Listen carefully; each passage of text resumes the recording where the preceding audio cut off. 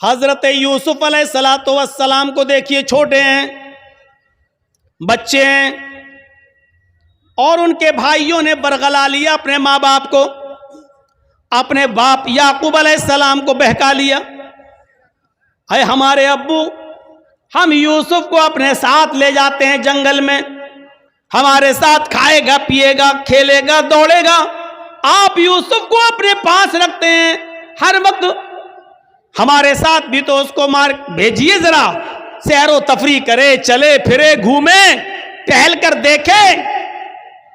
اور باپ نے بہت منع کیا، لیکن بیٹوں نے منا لیا، اور باپ نے حضرت یوسف علیہ السلام کو بھائیوں کے ساتھ، بیٹوں کے دوسرے بیٹوں کے ساتھ بھیج دیا کہ جاؤ، لے جاؤ، لیکن یاد رکھنا، خیال رکھنا یوسف کا، چھوٹا بچہ ہے، دیکھو۔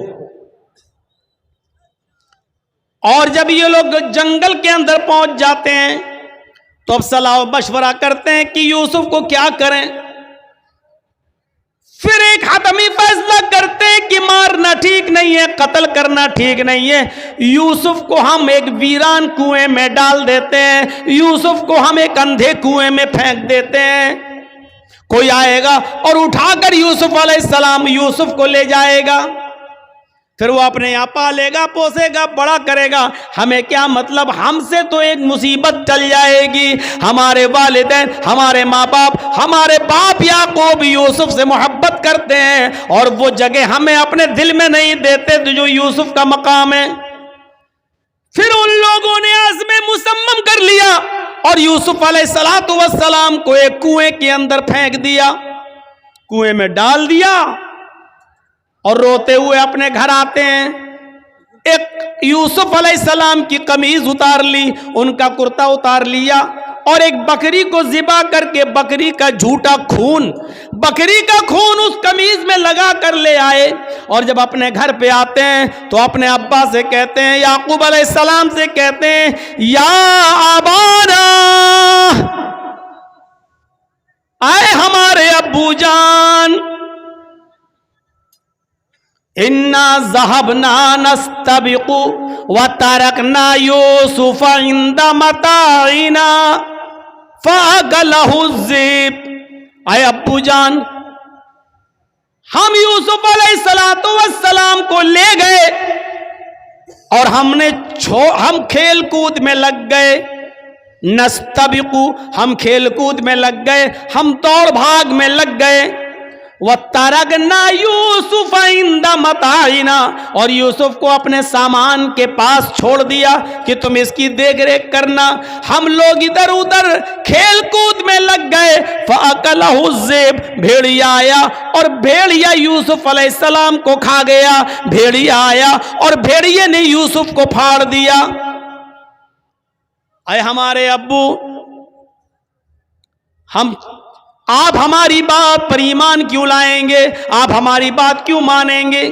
وَمَا أَنْتَ بِمُؤْمِنٍ لَنَا، آپ ہماری بات کیوں مانیں گے؟ وَلَوْ كُنَّا صَادِقِينَ، اگرچہ ہم سچے ہی کیوں نہ ہوں، ہم سچ بول رہے ہیں، پھر بھی آپ کو ہماری بات کا یقین نہیں ہوگا۔ اپنے ماں باپ سے یہ بات کہہ دی یعقوب علیہ السلام سے۔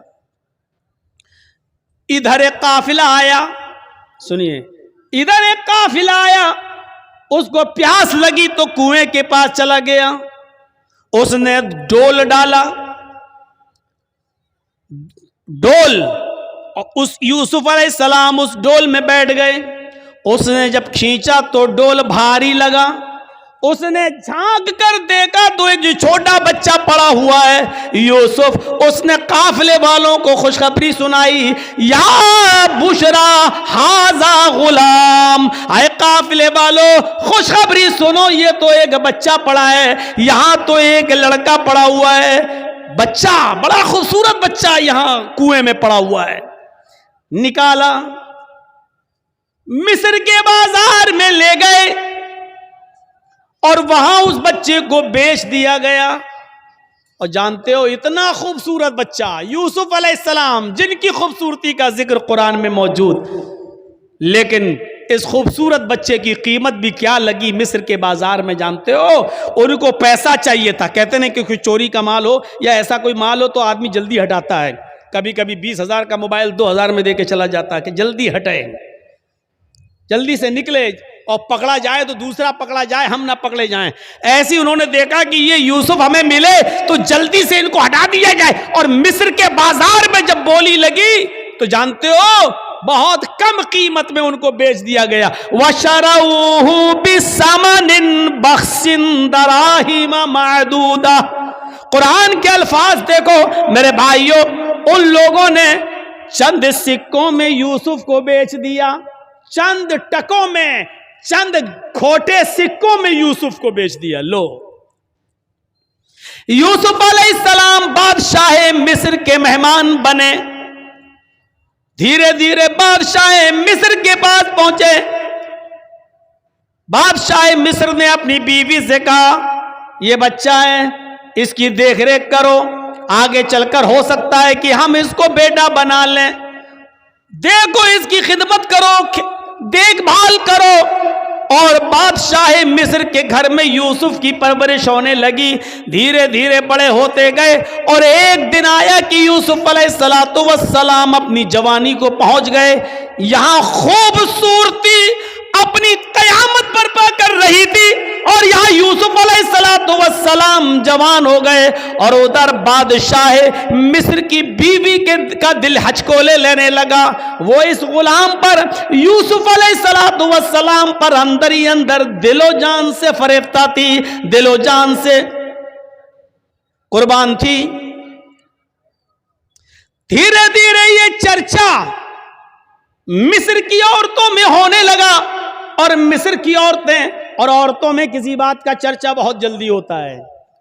کوئی بھی بات ہو، اگر آپ کو بہت جلدی پھیلانا ہو تو بس 2-4 عورتوں میں پھیلا دو، شام تک ہوتے ہوتے پورے گاؤں میں آٹومیٹک پھیل جائے گی۔ یہ بات مصر کی عورتوں میں پھیل گئی۔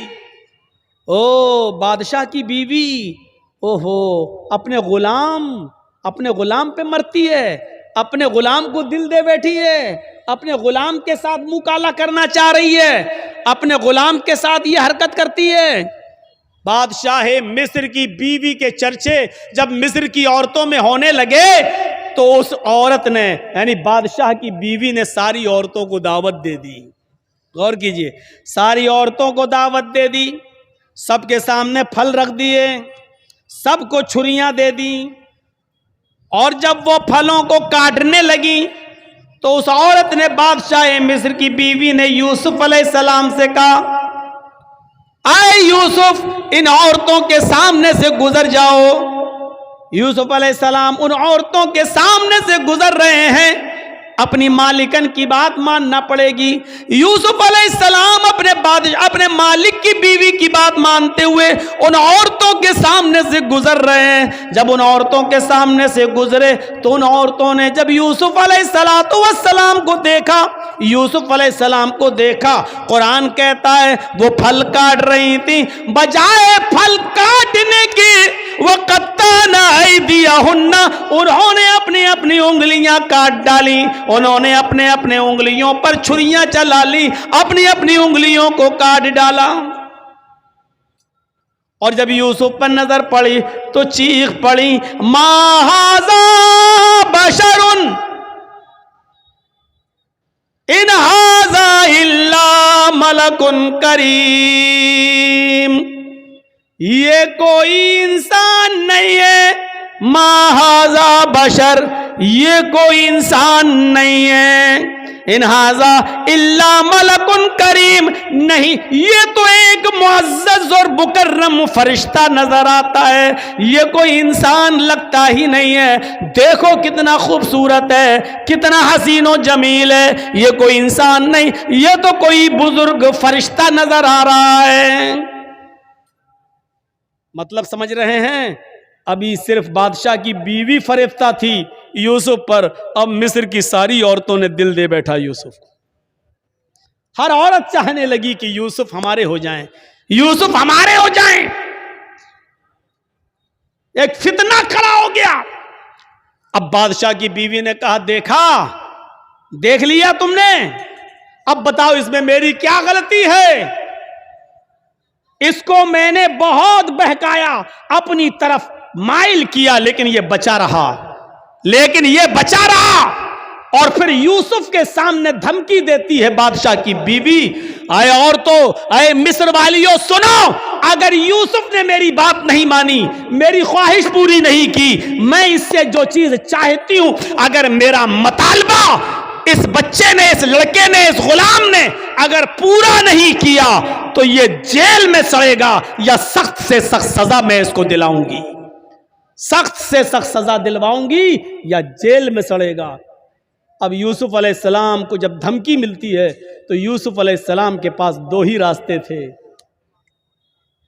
ایک راستہ تو یہ تھا مصیبت کا، اس عورت کی بات نہ مانیں اور جیل میں چلے جائیں، یہ مصیبت کا راستہ تھا۔ میں نے کہا نا، مومن کے لیے اگر ایک طرف مصیبت کا راستہ ہو اور ایک طرف گناہ کا راستہ ہو، معصیت کا، تو مومن مصیبت کا راستہ اختیار کر لیتا ہے لیکن گناہ کا راستہ اختیار نہیں کرتا۔ یوسف علیہ السلام کے سامنے دو راستے تھے۔ یہاں بادشاہ مصر کی بیوی نے کہا کہ اگر اس نے میری بات نہیں مانی تو اس کو سخت سے سخت سزا دلواؤں گی یا جیل کے اندر سڑے گا۔ یوسف علیہ السلام کے پاس دو ہی راستے تھے۔ ایک راستہ یہ تھا کہ بادشاہ کی بیوی کی بات مان لیں اور جو وہ کہہ رہی ہے اس کی مرضی کو پورا کر دیں۔ اگر ایسا کر لیتے، بادشاہ کی بیوی کی بات مان لیتے تو پانچوں انگلی گھی میں تھی۔ بادشاہ کی بیوی ان کو بچاتی بھی، بادشاہ کی بیوی ان کا خیال بھی رکھتی، بادشاہ کی بیوی ان کو تنہائی کا موقع بھی دیتی، بادشاہ کی بیوی ان کی عزت و تکریم بھی کرتی، بادشاہ کی بیوی ان کو اچھی طریقے سے ان کی حفاظت بھی کرتی، سب کچھ کرتی، اور جو وہ چاہتے وہ ان کو ملتا رہتا۔ لیکن یہ راستہ گناہ کا راستہ تھا، یہ راستہ معصیت کا راستہ تھا۔ اب دوسرا راستہ یوسف علیہ السلام کے سامنے یہ تھا کہ میں اس غلط راستے پر نہیں چلوں گا۔ تو وہ عورت کہہ رہی ہے میں جیل میں ڈلوا دوں گی، میں سخت سے سخت سزا دلواؤں گی۔ تو یوسف علیہ السلام نے یہ راستہ پسند کر لیا اور نظریں آسمان پہ ڈالی اور فرمایا الہ العالمین، اے میرے پروردگار، بادشاہ مصر کی بیوی نے یہ ٹھان لیا ہے کہ میں اس کے ساتھ غلط کام کروں، اور وہ یہ بھی کہہ رہی ہے اگر اس نے میری بات نہ مانی تو میں اس کو سزا دلواؤں گی اور جیل میں ڈلوا دوں گی۔ رب السجن احب الی مما یدعوننی الیہ، اے میرے پروردگار، اے میرے اللہ، اے میرے رب، مجھے جیل میں جانا زیادہ پسند ہے۔ رب السجن احب الی مما یدعوننی الیہ، اے اللہ مجھے جیل زیادہ محبوب ہے، مجھے جیل میں جانا زیادہ پسند ہے بنسبت اس کے جس برے کام کی طرف یہ عورتیں مجھے بلا رہی ہیں اور بادشاہ مصر کی بیوی مجھے چاہ رہی ہے۔ اس کام کے کرنے سے بہتر اور زیادہ اچھا میرے لیے یہ ہے کہ میں جیل میں چلا جاؤں۔ وَإِلَّا تَصْرِفْ عَنِّي كَيْدَهُنَّ اَصْبُ إِلَيْهِنَّ، اے ہمارے پروردگار، اے ہمارے رب، اگر تو نے مجھے ان کی چالوں سے نہ بچایا، اے اللہ اگر تو نے مجھے ان کی چالوں سے میری حفاظت نہ کی۔ یہ عورت کی چالیں کتنی خطرناک ہوتی ہیں، آپ کو اپنے گھر میں پیار و محبت کے جال میں پھنسا کر بلا بھی لیں گی اور آپ کو پھنسوا بھی دیں گی، آپ کو پھنسوا بھی دیں گی۔ تو اسی لیے یوسف علیہ السلام کیا کہہ رہے ہیں، وَإِلَّا تَصْرِفْ عَنِّي كَيْدَهُنَّ، اے اللہ مجھے جیل جانا زیادہ محبوب ہے، زیادہ پسند ہے بنسبت اس کے جس برے کام کی طرف یہ مجھے بلا رہی ہیں۔ اے اللہ اگر تو نے مجھے ان کی چالوں سے محفوظ نہ کیا، اگر تو نے مجھے ان کی چالوں سے نہ بچایا، اسبو الیہن، تو میں بھی ان کی طرف جھک جاؤں گا، میں بھی ان کی طرف مائل ہو جاؤں گا، میں بھی ان کے ساتھ غلط کام کر بیٹھوں گا، وَأَكُن مِّنَ الْجَاهِلِينَ، اور میں جاہلوں میں نادانوں میں سے ہو جاؤں گا۔ اے اللہ میں جاہلوں اور نادانوں میں سے ہو جاؤں گا، اس لیے اے اللہ مجھے ان کے شر و فتن سے اور ان کی چالوں سے تو میری حفاظت فرما۔ اس واقعے کی روشنی میں جو قرآن کی آیت سے میں نے ثابت کیا ہے، کیا پتہ چلتا ہے میرے بھائیوں کہ مومن وہ ہوتا ہے کہ جس کے سامنے ایک طرف مصیبت کا راستہ ہو اور ایک طرف گناہ کا راستہ ہو، تو وہ مصیبت کو اٹھانا اور پریشانی کو مول لینا یہ زیادہ بہتر سمجھتا ہے، لیکن گناہ کو اختیار نہیں کرتا ہے۔ یہ مومن کی نشانی ہے۔ ہمارے اور آپ کے پاس یہ نشانیاں ہیں؟ کیا ہم مومن ہیں؟ کیا ہم ایسا کرتے ہیں؟ اس لیے یاد رکھیے میرے ساتھیوں، گناہوں کی دلدل سے بچیے، گناہوں کی دلدل سے بچیے، اور اللہ رب العالمین کو پکارتے رہیے، اپنے گناہوں کی توبہ اور معافی مانگتے رہیے کہ اللہ رب العالمین فرماتا ہے قُلْ يَا عِبَادِيَ الَّذِينَ اسْرَفُوا عَلَىٰ أَنفُسِهِمْ لَا تَقْنَطُوا مِن رَحْمَتِ اللَّهِ۔ اے محمد صلی اللہ علیہ وسلم میرے بندوں سے کہہ دو، یا عبادی الذین اسرفوا علی انفسہم، اے اللہ کے بندو، اگر تم نے گناہ کر کے، اگر تم نے ظلم کر کے، اگر تم نے عیاری و مکاریاں کر کے گناہ کر ڈالے اور زمین و آسمان بھی بھر لیے، اپنی جانوں پر تم نے ظلم کیا، اپنی جانوں پر تم نے ظلم کیا ہے اور تم حد سے آگے بڑھ چکے ہو، لا تقنطوا من رحمت اللہ، کہہ دو اے اللہ کے بندو، اللہ کی رحمت سے نا امید مت ہو جاؤ، اللہ کی رحمت سے نا امید مت ہو، اللہ رب العالمین تمہارے گناہوں کو اب بھی معاف کر دے گا، بشرط یہ کہ تم سچے دل سے توبہ کرو، استغفار کرو۔ میرے بھائیوں یاد رکھیے گا، میں نے خطبہ مسنونہ کے بعد جو آیت پڑھی ہے وہ اسی سے متعلق ہے، توبہ اور استغفار سے۔ یا ایھا الذین آمنوا توبوا الی اللہ توبۃ نصوحا عسى ربکم ان یکفر عنکم سیئاتکم ویدخلکم جنات تجری من تحتها الانہار۔ اللہ رب العالمین کیا فرما رہا ہے؟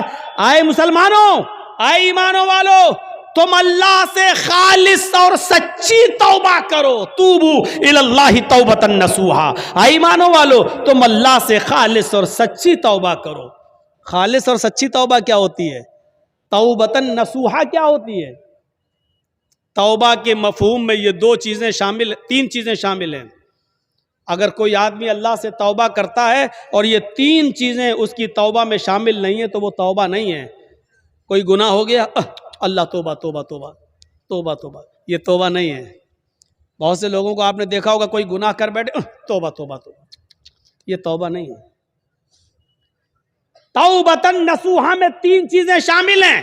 پہلی چیز یہ ہے کہ اگر ہم سے کوئی گناہ ہو رہا ہے یا ہو گیا تو ہمیں اس پر ندامت ہو، اوہ یہ ہم کیا کر بیٹھے۔ پہلی چیز، کوئی غلطی ہم سے ہو جائے، کوئی گناہ جب ہو جائے تو اس پر پہلی چیز کیا؟ نادم ہونا، شرمندہ ہونا، اوہ یہ ہم سے کیا ہو گیا، اللہ یہ ہم سے کیا ہو گیا، پہلی چیز۔ اور دوسری چیز، جو گناہ ہم کر رہے ہیں اسی وقت اس کو چھوڑ دیں۔ مان لیجئے شراب پی رہے ہیں، 2 ہی گھونٹ پیے تھے، ہٹو یہ مجھ سے کیا ہو گیا، توبہ توبہ استغفر اللہ، یہ کیا ہو گیا، یہ تو حرام چیز ہے۔ پہلی چیز شرمندگی، اور دوسری اب نہ پیئیں، فوراً چھوڑ دیں، دور کر دیں، ترک گناہ فوراً اسی وقت۔ اور تیسری چیز اس میں کیا شامل ہے؟ اے اللہ بہت بڑا جرم ہو گیا، اے اللہ میں وعدہ کرتا ہوں کہ آئندہ کبھی شراب کو ہاتھ نہیں لگاؤں گا، آئندہ کبھی میں اس گناہ کو نہیں کروں گا۔ یہ 3 چیزیں سمجھ لیا نا؟ پہلی چیز شرمندگی ہو، اللہ یہ مجھ سے کیا ہو گیا۔ دوسری چیز، اس غلطی کو، اس گناہ کو فوراً چھوڑ دو، اگر کر رہے ہو تو اسی وقت ترک کر دو، اب نہ کرو، اسی وقت چھوڑ دو. اور تیسری چیز، آئندہ مستقبل میں فیوچر میں پھر کبھی وہ غلطی نہ کرنے کا عزم اور ارادہ بھی پکا ہو کہ اب آئندہ ہم یہ گناہ نہیں کریں گے. یہ تین چیزیں جب تک ہماری توبہ میں شامل نہیں ہوں گی میرے پیارے ساتھیوں ہماری توبہ نہیں ہوگی. توبہ تو ہے لیکن توبتن نصوحا نہیں ہے. اللہ نے فرمایا یا ایھا الذین آمنوا توبوا الی اللہ توبتن نصوحا، اے ایمانو والو تم اللہ سے توبہ کرو سچی اور خالص. جب تم سچی اور خالص توبہ کرو گے تو عسیٰ ربکم ان یکفر عنکم سیئاتکم، تو اللہ تمہارے گناہوں کو مٹا دے گا.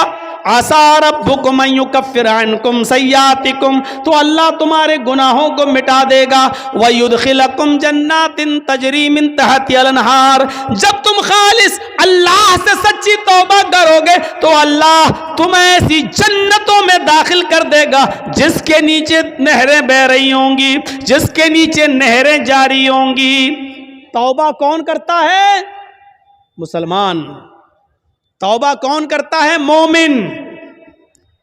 کیونکہ اللہ تبارک و تعالی نے انسان کو دونوں صلاحیتیں دے کر بھیجا ہے. آج میں تمہیں ایک ایسی چیز بتلا رہا ہوں، اس کو اگر سمجھ لیا تو بہت کچھ سمجھ لو گے.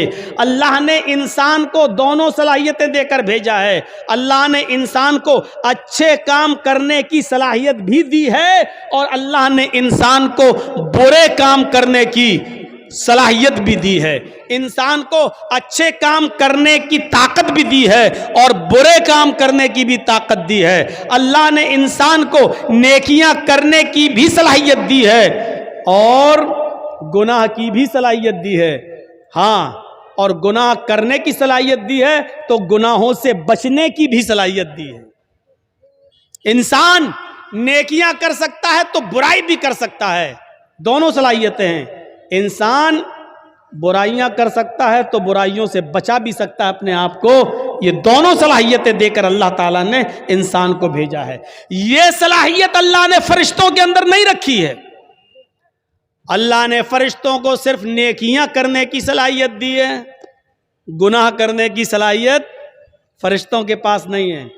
کسی فرشتے سے کہو جوا کھیل کے دکھاؤ تو کوئی فرشتہ جوا نہیں کھیل سکتا. کسی فرشتے کو کبھی آپ نے سنا ہے کہ اس نے شراب پی؟ نہیں پی سکتا. کیوں؟ کیونکہ اللہ تعالیٰ نے فرشتوں کو گناہ کرنے کی صلاحیت دی ہی نہیں ہے. اللہ نے انسان کو گناہ کرنے کی بھی صلاحیت دی اور نیکی کرنے کی بھی صلاحیت دی، اور یہی انسان کا کمال ہے. کمال جانتے ہو؟ انسان کے مکمل ہونے کی دلیل یہی ہے. فرشتے مکمل نہیں ہیں، انسان مکمل ہے. اسی لیے اللہ تعالیٰ نے انسان کا درجہ فرشتوں سے بھی بلند رکھا ہے. بلند، فرشتوں سے بھی بلند رکھا ہے. کیوں؟ کیونکہ فرشتوں نے اللہ کو دیکھا، فرشتوں نے جنت دیکھی، فرشتوں نے جہنم دیکھی. فرشتوں نے تو جنت جہنم دیکھی ہے.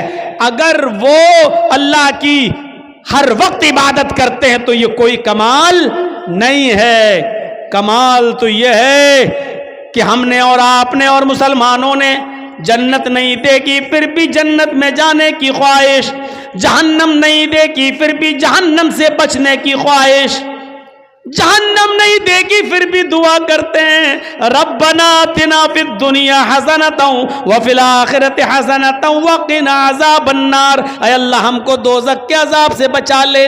ہم نے اور آپ نے دوزخ جہنم نہیں دیکھی پھر بھی یہ دعا کرتے ہیں ربنا اصرف عنا عذاب جہنم ان عذابها کان غراما. اے اللہ جہنم کا عذاب ہم سے پھیر دے، جہنم کا عذاب ہم سے ہٹا لے. ان عذاب کانا غراما، تیرا عذاب بہت ہی زیادہ سخت اور چمٹنے والا ہے. یہ ہمیں اور آپ کو یہ دعا کرنا پڑتی ہے. کیوں؟ حالانکہ جہنم دیکھی نہیں ہے. ایک بوڑھا آدمی ہے اور وہ اندھا ہے. ایک اندھا آدمی جا رہا ہے اور راستے سے خوبصورت لڑکی چلی آ رہی ہے، خوبصورت، حسین و جمیل، بلا کی حسین و جمیل. لیکن ایک اندھا نوجوان جا رہا ہے، اس بیچارے کو لڑکی دکھائی نہیں دے رہی ہے. اس میں اس اندھے کا کیا کمال ہے؟ اب وہ اندھا اس لڑکی کو دیکھ ہی نہیں پا رہا ہے، اس کے حسن و جمال کو دیکھ ہی نہیں پا رہا ہے، تو اس میں اندھے کا کیا کمال ہے؟ اگر اندھا اس لڑکی کو نہیں چھیڑتا ہے، یا اندھا اس لڑکی کے قریب نہیں جاتا ہے، یا اس لڑکی سے کچھ گفتگو نہیں کرتا ہے اور اس لڑکی کو نہیں دیکھ رہا، تو اس میں اندھے کا کیا کمال ہے بھائی؟ اس کو تو دکھتا ہی نہیں ہے۔ کمال تو اس نوجوان کا ہے جو پوری طریقے سے جوان ہو چکا ہے اور سامنے سے خوبصورت لڑکی آ رہی ہے، بلا کی حسینہ ہے، اس کی نظریں اٹھیں لیکن اس نے اپنے نگاہوں کو نیچا کر لیا، فوراً نگاہ کو جھکا لیا، باوجود اس کے کی آنکھیں تھیں، باوجود اس کے کہ اس لڑکی کو دیکھ سکتا تھا، باوجود اس کے کہ یہ اس لڑکی سے باتیں کرنے پر قادر تھا، طاقت تھی اس کے پاس سب کچھ، لیکن اس کے باوجود اس نے اپنے آپ کو بچایا اور نظریں نیچی کر لی۔ یہ ہے انسان کا کمال کہ طاقت ہونے کے باوجود دیکھنے کی نہیں دیکھ رہا ہے۔ یہ ہے کہ اس لڑکی کے پاس جا سکتا تھا لیکن نہیں جا رہا ہے، طاقت ہونے کے باوجود اس اپنے آپ کو بچا رہا ہے۔ یہ ہے کمال میرے بھائیوں۔ اسی لیے میدان محشر میں قیامت کے دن جو لوگ عرش الہی کے سائے میں ہوں گے، جو لوگ قیامت کے دن جن کو عرش الہی کا سایہ نصیب ہوگا، ان لوگوں میں ایک شخص وہ بھی ہوگا، ان لوگوں میں ایک شخص وہ بھی ہوگا میرے بھائیوں جس کو دنیا میں کسی خوبصورت لڑکی نے بلایا، رجل طلبت امرأۃ ذات منصب و جمال فقال انی اخاف اللہ، جس کو خوبصورت لڑکی نے گناہ کرنے کی دعوت دی کہ آؤ، اس کے پاس وقت بھی ہے، اس کے پاس پیسہ بھی ہے، اس کے پاس ٹائم بھی ہے، اس کو کوئی لڑکی حسین و جمیل دعوت نظارہ بھی دے رہی ہے، اس کو غلط کام کے لیے بلا بھی رہی ہے اور اس کو سارے موقع بھی فراہم کر رہی ہے، اس کے پاس بھی موقع، اس کے پاس بھی موقع، اس کے پاس بھی ٹائم ہی ٹائم، اس کے پاس بھی ٹائم ہی ٹائم، زنا کی طاقت ہونے کے باوجود اور سارے اسباب ہونے کے باوجود، سارے راستے کھلے ہوئے ہونے کے باوجود بھی میرے بھائیوں اس آدمی نے اس لڑکی سے کہہ دیا انی اخاف اللہ، تم اپنا گھر جاؤ، تم اپنا راستہ دیکھو، میں اپنا راستہ دیکھتا ہوں، مجھے اللہ سے خوف ہے، میں اللہ سے ڈرتا ہوں، میں تمہارے قریب نہیں آ سکتا، میں تمہاری بہکی بہکی باتوں کا شکار نہیں ہو سکتا، انی اخاف اللہ، مجھے اللہ کا ڈر ہے، میں تیرے قریب نہیں آؤں گا۔ جس نے اللہ کا خوف دکھایا اور اس لڑکی کو دھکا دے دیا، نہیں مجھے تم سے دوری اختیار کرنا، موقع ہونے کے باوجود، لڑکی کی پرمیشن ہونے کے باوجود، لڑکی کی اجازت ہونے کے باوجود اس نے اس کو ہٹایا اور اللہ سے ڈرتے ہوئے اپنے آپ کو بچا لیا۔ یہ ہے کمال۔ ایسا انسان قیامت کے دن عرش الہی کے سائے میں ہوگا، جب قیامت کے دن اور کوئی دوسرا سایہ نہیں ہوگا۔ میرے بھائیوں فَأَلْهَمَهَا فُجُورَهَا وَتَقْوَاهَا، ہم نے انسان کو دونوں صلاحیتیں دے کر بھیجا ہے، انسان کو گناہ کی طاقت بھی دی ہے اور نیکیوں کی طاقت بھی دی ہے۔ انسان نیکی کا کام بھی کر سکتا ہے اور گناہ کا کام بھی کر سکتا ہے، لیکن کمال تو یہ ہے کہ گناہ کرنے پر طاقت ہونے کے باوجود گناہ نہ کرے۔ فرشتے گناہ کر ہی نہیں سکتے کیونکہ گناہ کی طاقت ہی نہیں ہے، اور ہم اور آپ گناہ کر سکتے ہیں، گناہ کی طاقت ہونے کے باوجود ہم گناہ نہ کریں، تو یہ ہے کمال۔ اور اسی لیے انسان کا درجہ اللہ رب العالمین نے فرشتوں سے بھی بلند کر دیا۔ کیوں؟ کیونکہ اس کے اندر گناہ کی طاقت تھی لیکن اس کے باوجود اس نے اپنے آپ کو بچا لیا۔ یہ کرامن کا یہ فرشتے جو ہیں کرامن کاتبین جو ہمارے کاندھوں پر رہتے ہیں، مجال ہے کبھی کسی لڑکی کے ساتھ زنا کر لیں، اللہ نے یہ طاقت دی نہیں ہے ان کو۔ قبر میں فرشتے آتے ہیں حساب و کتاب کے لیے، منکر نکیر، مجال ہے کہ کوئی فرشتہ کسی عورت کے ساتھ زنا کر لے؟ نہیں۔ کیوں؟ اللہ نے طاقت ہی نہیں دی زنا کی۔ زنا کی طاقت انسان کے پاس ہے اور طاقت ہونے کے باوجود اپنے آپ کو زنا سے بچا لے، یہ ہے فرشتوں سے بھی بڑا کام، یہ ہے بڑا دل گردے کا کام۔ اور جس نے اس کام کو اب کر لیا، انجام دے لیا، طاقت ہونے کے باوجود اپنے آپ کو بچا لیا، میرے بھائیوں اس کا مقام و مرتبہ فرشتوں سے بلند ہے، فرشتوں سے بلند. وَيُدْخِلَكُمْ جَنَّاتٍ تَجْرِي مِن تَحْتِهَا الْأَنْهَارُ، اللہ ایسی جنتوں میں تمہیں داخل کرے گا جس کے نیچے نہریں بہ رہی ہو. آؤ ایک اور نظریے سے سمجھو. جس کے اندر گناہ کرنے کی صلاحیت نہیں تھی، یعنی فرشتے، جس مخلوق میں گناہ کرنے کی صلاحیت نہیں تھی، اللہ نے اس کو زمین کا خلیفہ بھی نہیں بنایا. اور جن لوگوں میں گناہ کرنے کی صلاحیت تھی، اللہ نے ان کو خلیفۃ الارض بنا دیا. یعنی انسان کو، آدم کو خلیفۃ الارض، زمین کا خلیفہ بنایا. کیوں؟ اور دیکھیے گناہ کرنے کی پریکٹس کیسے ڈالی گئی. گناہ ایک خطا کرائی گئی حضرت آدم علیہ السلام سے. آج ہماری بات کو تھوڑا سا دوسرے حساب سے سنیے گا. آدم علیہ السلام کا پہلے پتلا بنایا، پھر اس میں روح ڈالی، پھر ان کو جنت میں داخل کیا، پھر ان کی پسلی سے حوا کو بنایا اور حوا کو بھی ان کے ساتھ جنت میں داخل کر دیا اور کہا کلو وشربو، خوب کھاؤ پیو ہیں جنت کے اندر. اور ایک آرڈر دے دیا اللہ نے کہ فلا تقربا هذه الشجرہ، اے آدم اور اے حوا تم دونوں اس درخت کے پاس مت جانا، بس اس درخت کے قریب مت جانا. اے آدم و حوا تم دونوں اس درخت کے قریب مت جانا بس. دیکھیے اللہ کو تو معلوم ہی تھا کہ آدم و حوا اس درخت کے قریب جائیں گے. اللہ نے تو پہلا انتظام ہی کر لیا تھا. دنیا رچانا تھی، دنیا بسانا تھی، اس لیے اللہ کے علم میں پہلے ہی تھا. اس لیے اللہ رب العالمین نے ڈائریکٹ آدم سے گناہ نہیں کرایا، بلکہ شیطان کو بھیجا. شیطان نے انہیں بہکایا اور آدم و حوا دونوں کو درخت کے قریب لے گیا. حوا کے کہنے پر کہ کھا لو، یہ تو ہمارا ہمدرد ہے. شیطان نہیں، یہ تو ہمارا ہمدرد ہے. اور اس کے بہکانے میں آ کر آدم و حوا دونوں نے وہ پھل کھا لیا. بس یہی خطا حضرت آدم اور حوا سے ہوئی نہیں بلکہ کرائی گئی. غلطی ان سے کرائی گئی اور اللہ کو پہلے معلوم تھا. جیسی آدم و حوا دونوں نے اس درخت کے پھل کو کھایا، جنتی لباس ان کے جسم سے اتر گیا. انہوں نے بڑے بڑے پتوں سے، درخت کے بڑے بڑے پتوں سے، جنت کے درختوں کے پتوں سے اپنا جسم چھپایا. یہ انسان کی فطرت ہے، یہ انسان کی فطرت ہے. آج آپ دیکھ سکتے ہو علاقوں میں گھوم گھوم کر کہ کون کس پوزیشن میں رہتا ہے. میرے بھائیوں، آدم کی بیوی ہے حوا اور میاں بیوی میں کوئی پردہ نہیں ہے، لیکن اس کے باوجود جب جنتی لباس دونوں کے جسم سے اترا تو انہوں نے جنت کے درختوں کے بڑے بڑے پتوں سے اپنے سطر کو چھپایا، اپنے شرمگاہ کو، اپنے سطر کو چھپایا. یعنی سطر چھپانا یہ انسان کی فطرت میں داخل ہے.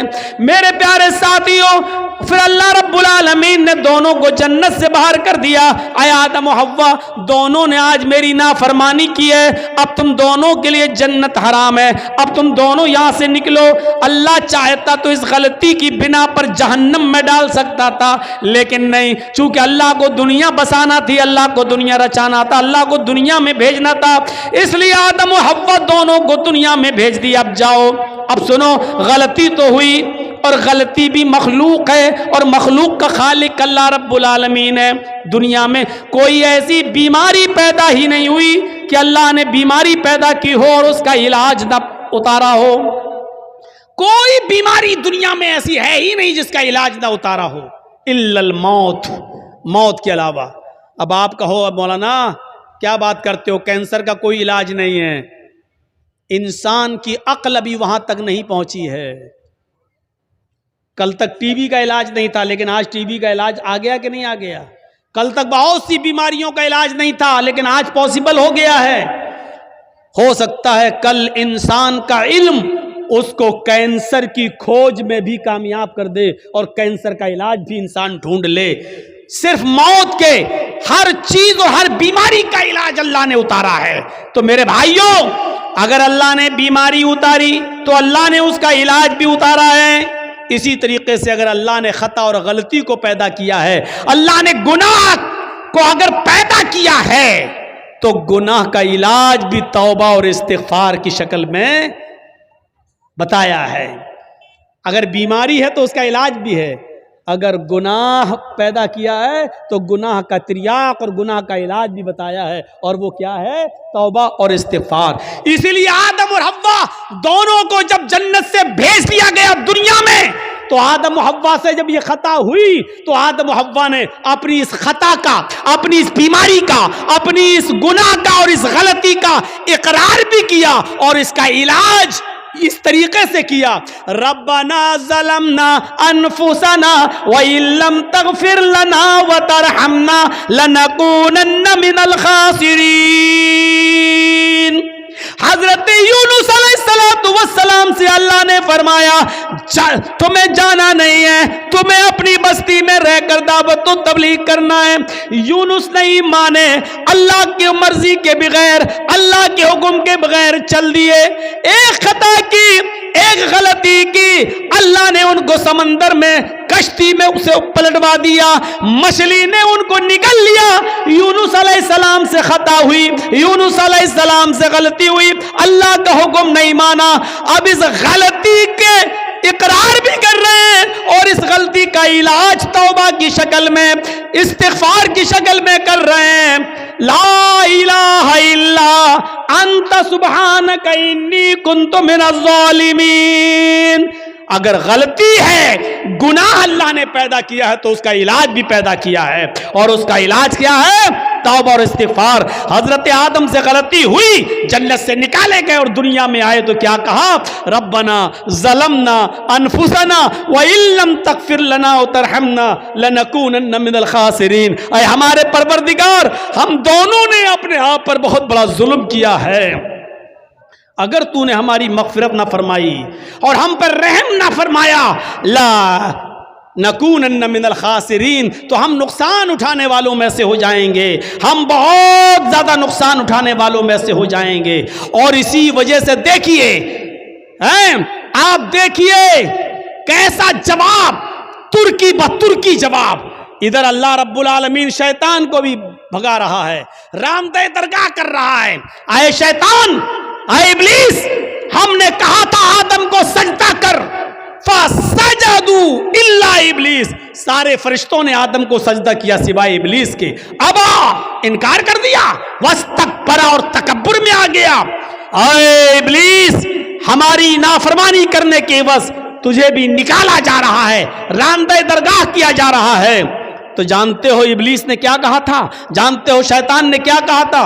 جب شیطان کو نکالا گیا، اللہ نے راندہ درگاہ کیا، تو شیطان نے چیلنج دیتے ہوئے کہا تھا اللہ سے کہ اے اللہ الہ العالمین، ہم نے آدم کو سجدہ نہیں کیا، تجھے تو سجدہ کرتا تھا، تیری عبادت تو کرتا تھا، میں نے آدم کو سجدہ نہیں کیا، وہ مٹی سے پیدا ہے، میں آگ سے، میں اپنے سے کمتر مخلوق کے سامنے نہیں جھکا، ارے میں نے آدم کو سجدہ نہیں کیا تو تو مجھے نکال رہا ہے، جبکہ میں تجھے سجدہ کرتا تھا۔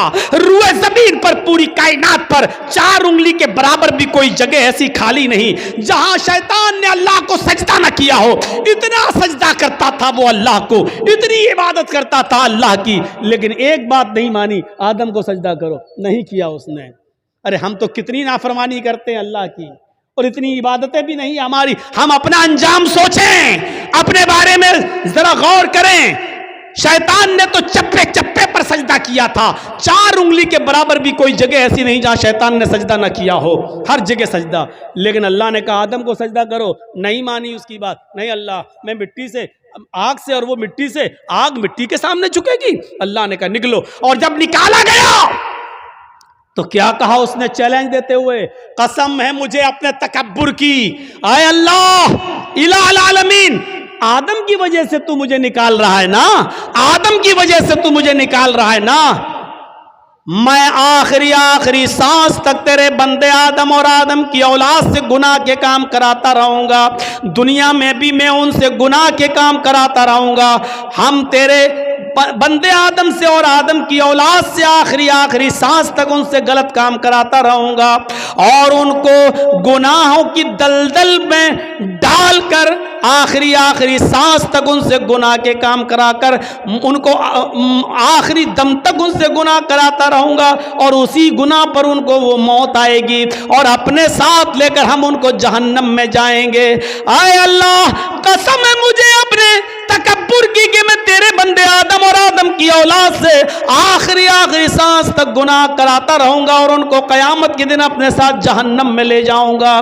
تو ادھر اللہ نے اس کے چیلنج کو قبول کرتے ہوئے ترکی بترکی جواب دیا، اے ابلیس جا تو میرے بندے کو آخری وقت تک بہکا، جا تو آدم کی اولاد سے آخری وقت تک گناہ کے کام کرا، جا میں تجھے اجازت دیتا ہوں آخری وقت تک تو میرے بندوں کو بہکاتا رہے اور ان سے گناہ کے کام کراتا رہے اور تو ان کو اپنے ساتھ جہنم میں لے جاتا رہے، جا مجھے تیرا یہ چیلنج قبول ہے، لیکن قسم ہے مجھے بھی اپنے عزت و جلال کی، میں بھی اپنے بندے کے آخری وقت تک کی توبہ کو قبول کرتا رہوں گا، میں اپنے بندے کے آخری وقت تک کے گناہ کو معاف کر دوں گا اگر اس نے سچی اور خالص توبہ کی، یعنی توبۃ نصوحا، اگر میرے بندے نے خالص اور سچی توبہ کی تو میں اپنے بندے کی اس توبہ کو قبول کر کے اور آخری وقت تک کے گناہ کو معاف کر کے اپنے بندوں کو جنت میں داخل کرتا رہوں گا۔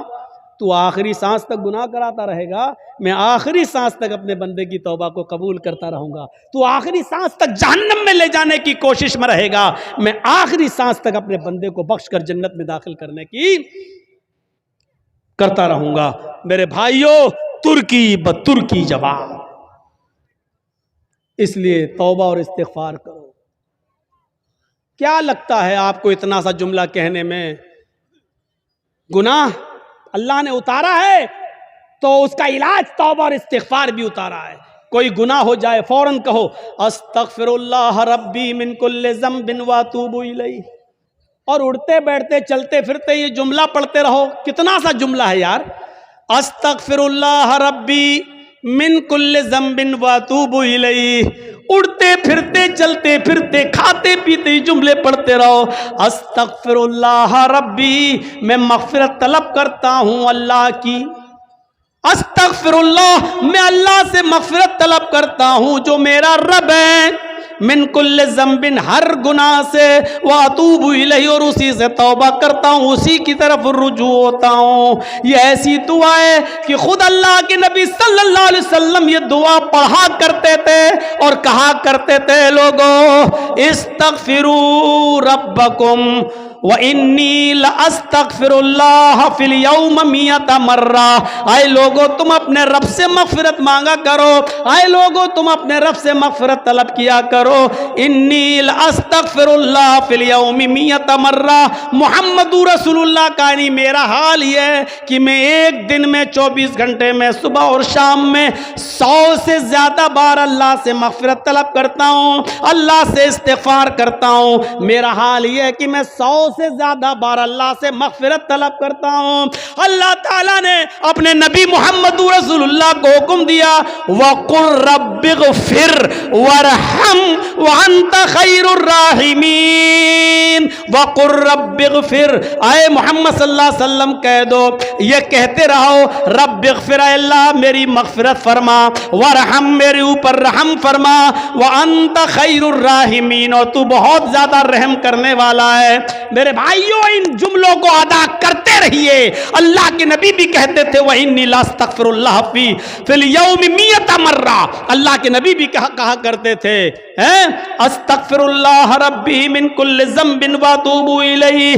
یہ مغفرت طلب کرنا بہت ضروری ہے۔ اور جانتے ہو مغفرت کے فائدے کیا ہیں؟ مغفرت کے فائدے کیا ہیں؟ حضرت نوح علیہ السلام نے اپنی قوم سے کہا تھا، جب قحط پڑ گیا، بہت زیادہ سوکھا پڑ گیا، تو اپنی قوم کے لوگوں سے کہا تھا، کیا کہا تھا؟ وَاسْتَغْفِرُوا رَبَّكُمْ إِنَّهُ كَانَ غَفَّارًا۔ اے میری قوم کے لوگوں اپنے رب سے مغفرت طلب کرو، اے میری قوم کے لوگوں اپنے رب سے مغفرت طلب کرو۔ یُرْسِلِ السَّمَاءَ عَلَيْكُمْ مِدْرَارًا، جب تم اپنے رب سے مغفرت طلب کرو گے تو اللہ رب العالمین آسمان سے بارشیں برسائے گا۔ یہ جو قحط پڑ گیا ہے، جو سوکھا پڑ گیا ہے، اللہ رب العالمین آسمان سے تمہارے اوپر بارشیں برسائے گا اگر تم مغفرت طلب کرو گے، استغفار کرو گے تو۔ یرسل السماء علیکم مدرارا، اللہ رب العالمین تمہارے اوپر آسمان سے بارش برسائے گا۔ وَيُمْدِدْكُمْ بِأَمْوَالٍ وَبَنِينَ، اور اللہ رب العالمین تمہیں اولادیں دے گا اور مال سے نوازے گا۔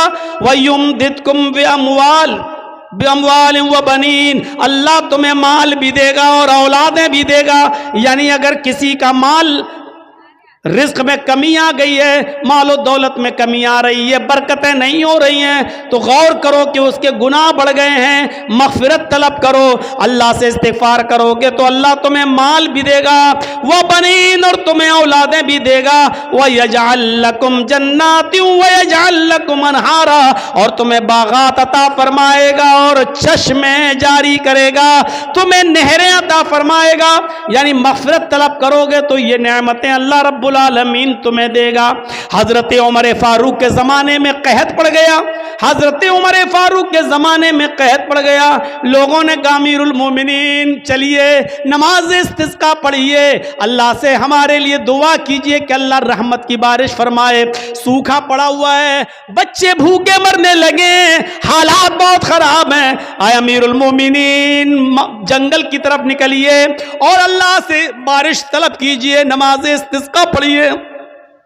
اللہ حضرت عمر فاروق رضی اللہ تعالیٰ عنہ تمام لوگوں کو لے کر نکلے، تمام لوگوں کو لے کر جنگل میں نکلے، نماز استسقاء پڑھی اور صرف آسمان پر ہاتھ بلند کر کے اتنا فرمایا، اے اللہ نستغفر اللہ نستغفر اللہ، اللہ ہم سب استغفار کرنے آئے ہیں، ہم سب مغفرت طلب کرنے آئے ہیں۔ حضرت عمر نے یہ نہیں کہا اللہ تو میرے اوپر رحمت کی بارش فرما، یہ نہیں کہا کہ اللہ تو ہمارے اوپر رحمت کی برکھا فرما، ایک قطرہ پانی کا نہیں مانگا۔ حضرت عمر نے صرف یہ کہا اللہ میری مغفرت فرما، ہمارے ساتھ جتنے لوگ آئے ہیں اللہ ان سب کی مغفرت فرما دے، اے اللہ ہمارے گناہوں کو بخش دے، اے اللہ ہماری مغفرت فرما دے۔ اتنی دعا مانگی اور لوٹ کے واپس چلے آئے۔ جب اپنے گھر پہ آئے تو تمام لوگوں نے گھر گھیر لیا، حضرت عمر باہر نکلے، لوگوں نے کہا امیر المومنین یہ کیا ہو گیا آپ کو؟ آپ جنگل میں ہم سب کو لے کر نکلے، ہم نے سوچا نماز استسقاء کے بعد آپ اللہ سے دعا کریں گے کہ اللہ ہمارے اوپر رحمت کی بارش فرمائے، آپ نے بارش کے لیے ایک لفظ بھی اللہ سے نہیں مانگا، آپ نے ایک قطرہ پانی بھی اللہ سے دعا نہیں کی اور آپ مغفرت کی دعا کر کے چلے آئے۔ فرمایا اے لوگو کیا تم نے یہ نہیں پڑھا وَاسْتَغْفِرُوا رَبَّكُمْ إِنَّهُ كَانَ غَفَّارًا، اپنے رب سے مغفرت طلب کرو وہ بہت ہی زیادہ بخشنے والا ہے۔ یرسل السماء علیکم مدرارا، جب مغفرت طلب کرو گے تو اللہ آسمانوں سے موسلا دھار بارش برسائے گا۔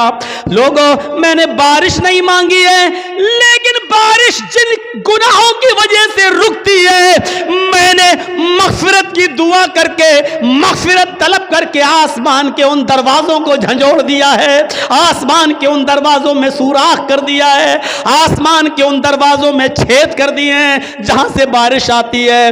ہم نے مغفرت طلب کر کے آسمان کے دروازوں کو ہلا دیا ہے، انتظار کرو انشاءاللہ بارش کے قطرے آنے والے ہیں۔ ایک دن گزرا تھا کہ پھر موسلا دھار بارش ہوتی ہے۔ میرے بھائیوں جن گناہوں کی وجہ سے بارش رکتی ہے اور بارش جب نہ ہوا کرے تو سمجھ جاؤ کہ ہمارے گناہوں کی وجہ سے بارش رکی ہوئی ہے۔ جن کو اللہ نے اولاد نہیں دی سمجھ لو کہ ہمارے گناہوں کی وجہ سے اللہ نے ہمیں اولاد نہیں دی ہے۔ جن کے مال و دولت میں کمی واقع ہو رہی ہے وہ سمجھ لے کہ ہمارے گناہوں کی وجہ سے ایسا ہو رہا ہے۔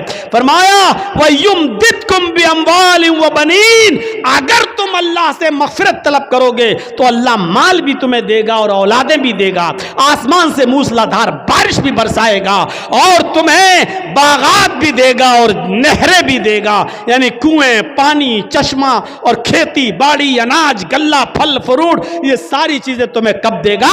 جب تم مغفرت کی دعا کرو گے۔ تو میرے پیارے ساتھیو یہ مغفرت کا معاملہ ہے، اس لیے میں نے کہا یا ایھا الذین آمنوا توبوا الی اللہ توبۃ نصوحا، ایمانوں والو اللہ رب العالمین سے سچی اور خالص توبہ کرو۔ لیکن یہ ساری نعمتیں ہمیں تبھی ملیں گی جب ہم خالص اور سچی توبہ کریں گے۔ अपने मुआशरे की इस्लाह करो और अब गुनाह बार बार मत करो, गुनाहों पर नादिम होना सीखो, हैं?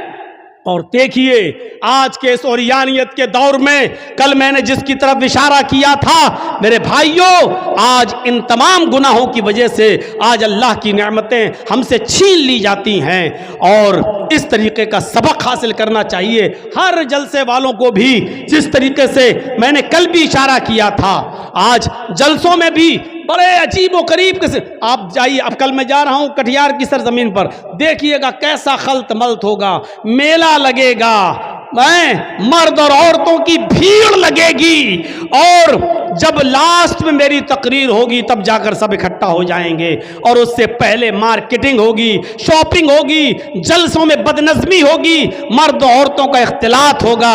मेरे भाइयों, ये बड़ी अच्छी चीज़ है जो हमें नीमा के जलसे में देखने को मिलती है कि अल्लाह का शुक्र है कि यहाँ के लोग इस तरीके का इंतज़ाम करते हैं कि मर्दों का औरतों के साथ और औरतों का मर्दों के साथ इख्तिलात ना होने पाए हैं, और दुकानों पर औरतें ना आए, इस तरीके का इंतज़ाम करते हैं। और ये बहुत बड़ी चीज़ है। बहुत से दुकान वाले बेचारे लड़ते भी हैं कि आप क्यों लेडीज़ को रोक रहे हैं, क्यों नहीं आने देते हैं हमारी दुकान पर, हम चंद रुपया कमाने के लिए। मेरे भाइयों, आज जलसे वालों ने भी जलसे दूसरी सरजमीनों पर इसीलिए करना शुरू किया, लोगों ने उनको मशवरे दिए, भाई मेले ठेले बंद करो, तो जानते हो क्या कहते हैं, अगर मेला नहीं लगाएंगे तो भीड़ नहीं होगी, और भीड़ नहीं होगी तो औरतें नहीं आएंगी, और औरतें नहीं आएंगी तो हमारे जलसे में चंदा नहीं होगा।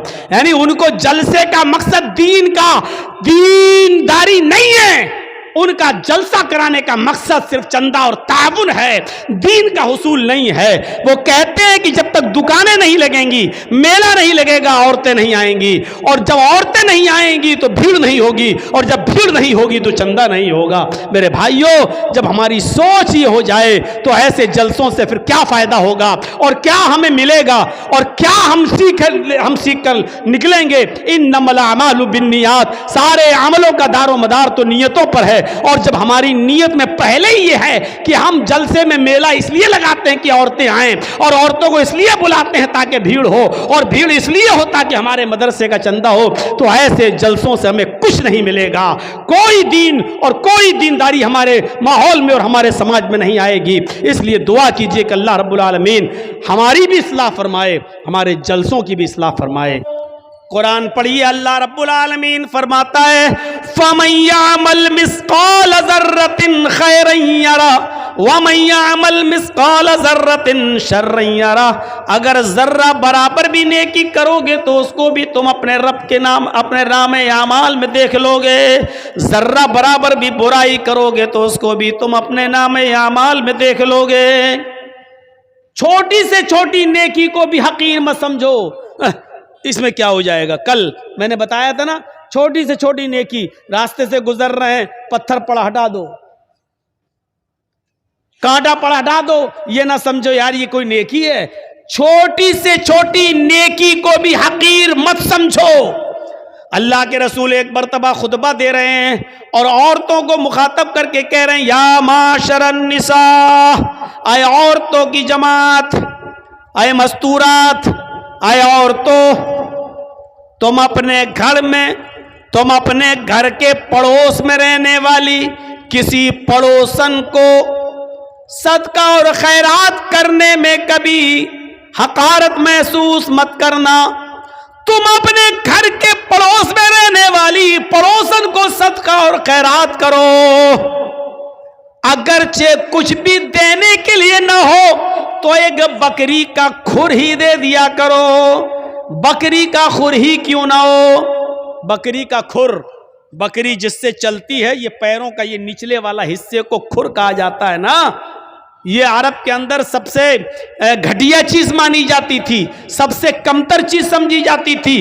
तो अल्लाह के नबी सल्लल्लाहु अलैहि वसल्लम कह रहे हैं कि आए औरतों, अपने पड़ोसन को सदका और खैरात करो, अगरचे बकरी का खुर ही क्यों ना हो, बकरी का खुर भी तुम्हें देना पड़े तो दे दो, सदका और खैरात करो, दो तुम उनको, सदका और खैरात करो। इस नेकी को हकीर मत समझो। آئیے اور ایک اور روایت کی طرف میں تمہیں لے کے چلتا ہوں، بخاری کی روایت ہے۔ اللہ کے نبی صلی اللہ علیہ وسلم فرماتے ہیں فاتقوا النار ولو بشق تمرہ، ولو بشق تمرہ پر غور کرو۔ فاتقوا النار، لوگوں تم اپنے آپ کو جہنم سے بچاؤ، اپنے آپ کو جہنم سے بچاؤ، آگ سے بچاؤ، دوزخ سے بچاؤ۔ کیسے بچاؤ؟ وَلَوْ بِشِقِّ تَمْرَةٍ، اگرچہ تمہیں کھجور کا ٹکڑا ہی دینا پڑے، اس کو بھی اللہ کے راہ میں صدقہ و خیرات کرو۔ کھجور تو بڑا ہو گیا، یہ کھجور ہے، یہ کھجور نہیں ہے تمہارے پاس، آدھا کھجور ہے یا اس کا ایک ٹکڑا ہے تمہارے پاس، چوتھائی حصہ، 1/4 ڈیٹ، 1/4 کھجور، ایک کھجور کا بھی چوتھائی حصہ ہے آپ کے پاس۔ اللہ کے نبی کہہ رہے ہیں کہ اگر وہ بھی تمہارے گھر پہ رکھا ہے، فاضل ہے، تو ولو بشق تمرہ، تو وہ بھی کسی نہ کسی غریب کو یا غریب کے بچے کو دے دو، کھلا دو اس کو، اپنے آپ کو جہنم سے بچاؤ۔ کھجور کے ٹکڑے کی حیثیت کیا ہے؟ کوئی آدمی کھجور کا ٹکڑا دے گا؟ پورا کھجور دے دے گا؟ اللہ کے نبی کہہ رہے کھجور تو چھوڑو، ولو بشق تمرہ، اگر تمہارے پاس کھجور کا ٹکڑا ہی ہو تو اس کو بھی دے دو۔ یعنی اس نیکی کو بھی حقیر مت سمجھو، ارے یار کیا ہے میرے پاس، یہ اس کا کیا ہو جائے گا، ایک کھجور کا ٹکڑا دیں گے تو اس کا کیا پیٹ بھر جائے گا بیچارے گا، کیا بھرے گا؟ نہیں، اللہ کے نبی اکسا رہے ہیں، ابھار رہے ہیں، اگر تمہارے پاس کھجور کا ٹکڑا ہو تو تم اس کو بھی صدقہ و خیرات کر کے اپنے آپ کو جہنم سے بچاؤ۔ فاتقوا النار ولو بشق تمرہ، اپنے آپ کو دوزخ سے، جہنم سے بچاؤ، اگرچہ تمہارے پاس کھجور کا ٹکڑا ہی کیوں نہ ہو، صدقہ و خیرات کرنے کے لیے کرو۔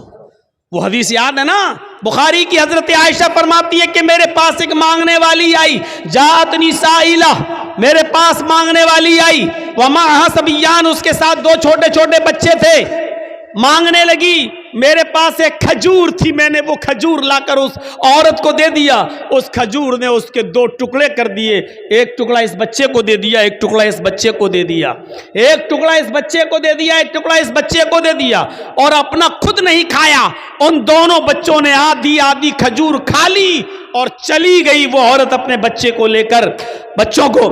اللہ کے نبی صلی اللہ علیہ وسلم جب گھر میں آئے تو حضرت عائشہ نے پورا منظر بیان فرمایا، تو اللہ کے نبی صلی اللہ علیہ وسلم نے فرمایا وجبت علیہ الجنہ، عائشہ جو عورت اپنے بچوں کے کھانے پینے کی آزمائش میں مبتلا کر دی گئی، جو اپنے بچوں کی پرورش میں آزمائی گئی اور اس آزمائش میں پوری اترتی ہے، اس عورت کی اوپر جنت واجب ہے۔ یعنی اس عورت نے خود بھوکا رہ کر اپنے بچوں کو آدھی آدھی کھجور دے دی، اپنے بچوں کو ٹکڑے دے دیے کھجور کے، خود بھوکی رہ گئی، اللہ تعالیٰ نے اس عورت پر جنت واجب کر دی، یعنی اس عورت کی اوپر جنت فرض ہو گئی، جنت واجب ہو گئی۔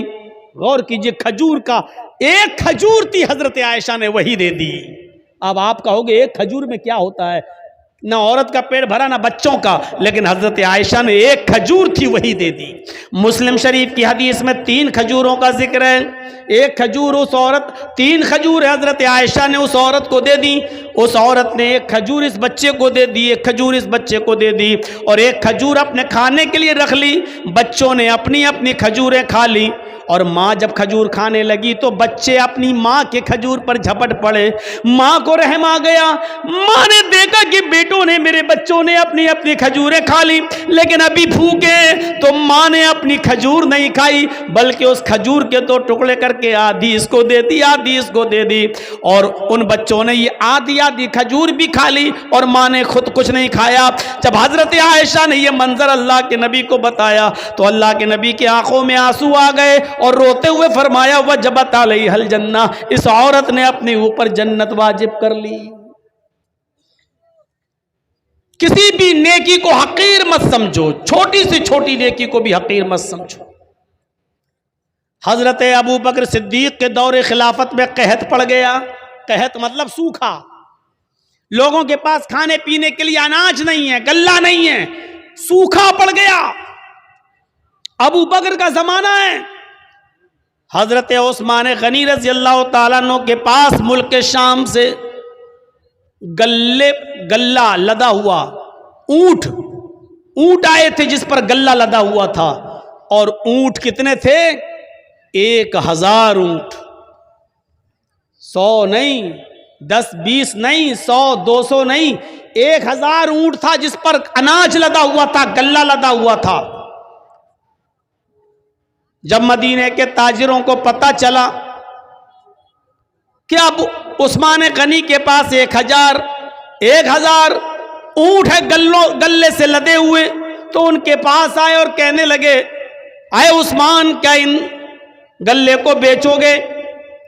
हजरत उस्मान ने कहा, मुझे प्रॉफिट क्या दोगे, नफा क्या दोगे? फरमाया, आपके 10 रुपए का माल हम 12 रुपए में लेने के लिए तैयार हैं। 10 दिरहम का माल 12 दिरहम में लेने के लिए तैयार हैं। हजरत उस्मान ने फरमाया, फिर छोड़ो, मुझे इससे भी ज्यादा प्रॉफिट मिल रही है। कहा कि अच्छा 13 ले लो, आपका हर 10 दिरहम के माल पर 13 दिरहम हमसे ले लो, हम उसको बेचेंगे जितना चाहेंगे। कहत पड़ा हुआ है, सूखा पड़ा हुआ है, हमारा माल तो बिकी जाएगा। आप 10 के दिरहम पर 13 दिरहम ले लो। हजरत उस्मान कहते हैं, मुझे इससे भी ज्यादा मिल रहा है। और लास्ट में बोली लगती है, आए उस्मान, हम 10 का माल 15 दिरहम में लेने के लिए तैयार हैं। हजरत उस्मान कहते, रहने दो, 10 दिरहम पर तुम 15 दिरहम दोगे, लेकिन मुझे इससे भी ज्यादा प्रॉफिट मिल रही है। तब तमाम लोग उठ गए, जितने भी बिजनेसमैन थे वो उठ गए और कहने लगे, उस्मान, अगर इससे ज्यादा तुम्हें मिल रहा है तो उसी को दे दो, हम लोग चल रहे हैं, हम लोग जा रहे हैं। जब वो जाने लगे जितने बिजनेसमैन थे, तो पलट कर कहने लगे, उस्मान, हम जा तो रहे हैं, हमें अब नहीं चाहिए। 10 का माल हम 15 में लेने के लिए तैयार हैं, इससे ज्यादा हम नहीं दे सकते। और आप कह रहे हैं इससे भी ज्यादा हमें मिल रहा है। मदीने के सारे बिजनेसमैन यहां मौजूद हैं, मेरी नजर में अब कोई बाकी नहीं है। जो जितना बड़ा बिजनेसमैन है वो यहां मौजूद है, और हम सब लोग यहां हैं। फिर मुझे इतना तो बता दो कि 10 से का माल 15 में लेने के लिए हम लोग तैयार हैं, इससे ज्यादा तुम्हें कौन दे रहा है? सारे बिजनेसमैन तो यहां मौजूद हैं, फिर तुम्हें 10 का माल 15 से ज्यादा लेने में कौन तैयार है तुम्हारा? हजरत उस्मान मुस्कुराते हुए जवाब देते हैं कि अल्लाह, मेरा अल्लाह मुझे इससे भी ज्यादा प्रॉफिट दे रहा है। तुम मेरे 10 दिरहम के माल को 15 में खरीदोगे, और मेरा अल्लाह 1 दिरहम का माल 10 दिरहम में ले रहा है। तुम 10 का 15 दोगे, और मेरा रब 10 का 100 दे रहा है, 1 का 10 दे रहा है। तुम 10 दिरहम का माल 15 दिरहम में ले रहे हो, और मेरा रब 10 दिरहम का माल 100 दिरहम में ले रहा है। यानी हम ये सारा का सारा माल 1000 गल्ले से लदे हुए उन ऊंटों पर, जो माल लदा हुआ, गल्ला लदा हुआ इन ऊंटों पर, हम ये सारा का सारा सदका करेंगे, खैरात करेंगे, अल्लाह की राह में खर्च कर देंगे, गरीबों और मिस्कीनों तक पहुंचाएंगे। और मेरा रब 1 दिरहम का माल का सवाब मुझे 10 गुना देगा, 10 गुना देगा। यानी 10 दिरहम का सवाब हमें 100 दिरहम के बराबर देगा। 1000 गल्ले से लदे हुए ऊंटों के सदके का सवाब 10 गुना बढ़ाकर, आप गौर करो, 1000 का 10 गुना बढ़ा दो तो 10,000 गल्ले से लदे हुए ऊंटों का सदका करने का सवाब हमें मिलेगा। इसलिए आप जाइए, हमें आपको माल नहीं बेचना है। मैंने कहा छोटी से छोटी नेकी को भी हकीर मत समझो। देखो हजरत उस्मान गनी को 10 का 15 मिल रहा था, लेकिन इसके बावजूद गरीबों में और मिस्कीनों में सारा का सारा माल लुटा दिया, खर्च कर दिया, फी सबीलिल्लाह दे दिया। अब देखो यहाँ तो मदरसों के लिए, ताउन के लिए कितना मनाना पड़ता है, कितने झांसे देना पड़ते हैं, कितना बोतल में उतारना पड़ता है, तब जाकर 100 रुपए और 200 रुपए और 500 रुपए और 1000 रुपए हमारी जेब से निकलते हैं। हजरत उस्मान गनी की सखावत से सीखो। 1000 गल्ले से लदे हुए ऊंट, ये भी नहीं कहा चलो 1 ऊंट का माल हम खर्च कर देते हैं अल्लाह की राह में, नहीं, پورا کا پورا 1000 اونٹ گلے سے لدے ہوئے سب کا سب خرچ کر دیا اور سب کا سب صدقہ و خیرات کر دیا. یہ جذبہ تھا حضرت عثمان غنی کا. چھوٹی سے چھوٹی نیکی کو بھی حقیر مت سمجھو. حضرت ابو بکر صدیق کے دور خلافت میں حضرت عمر کا معمول یہ تھا کہ رات میں اٹھتے اور تہجد کی نماز پڑھنے کے بعد فجر کی نماز سے پہلے